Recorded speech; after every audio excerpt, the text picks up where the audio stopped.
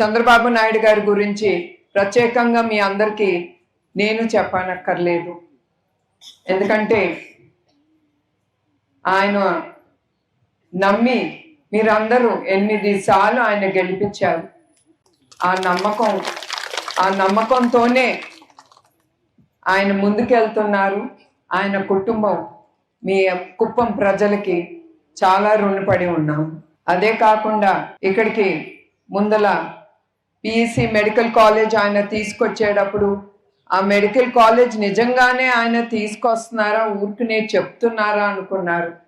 అట్లాంటిది దొరసాని నాయుడు గారు చంద్రబాబు నాయుడు గారి మీద ఆ నమ్మకం పెట్టి ఆయన ఈ పిఈసి మెడికల్ కాలేజ్ తీసుకొచ్చారు. అదే కాకుండా ఇప్పుడు కూడా ఆయనకి తెలుసు మీరందరూ పడే బాధలు. ఆయన ఈసారి కుప్పాన్ని ఒక రోల్ మోడల్ స్టేట్గా యావత్ ఆంధ్రప్రదేశ్లో తీర్చిదిద్దాలని ఆయన అనుకున్నారు. ఆయన తప్పకుండా చేస్తారు. ఆయన తప్పకుండా ఇండస్ట్రీస్ కానీ, రోడ్స్ కానీ, డ్రైనేజ్ కానీ తప్పకుండా ప్రతి గ్రామానికి తప్పకుండా తీసుకొస్తారు. దాంతో మీ బిడ్డలు కానీ, మీ భర్తలు కానీ బెంగళూరుకి, చెన్నైకి వెళ్ళక్కర్లేదు, అవస్థ మీరు పడక్కర్లేదు మహిళలు.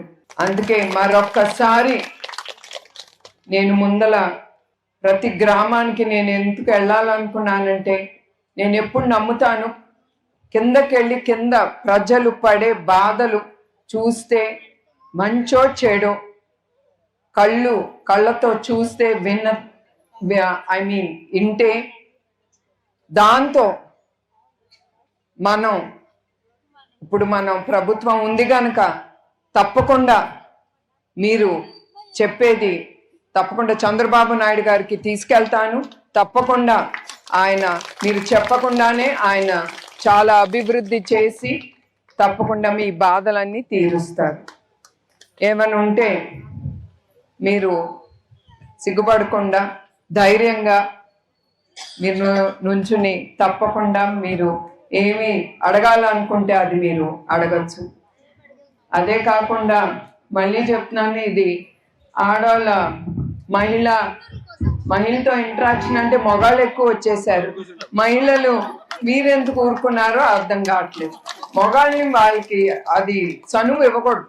మీరు ధైర్యంగా ఇక్కడ మీరు కూర్చోవాలా లేదా? అంతా చూడండి, ఎక్కడ చూసినా ఈ మగాళ్ళే ఉన్నారు.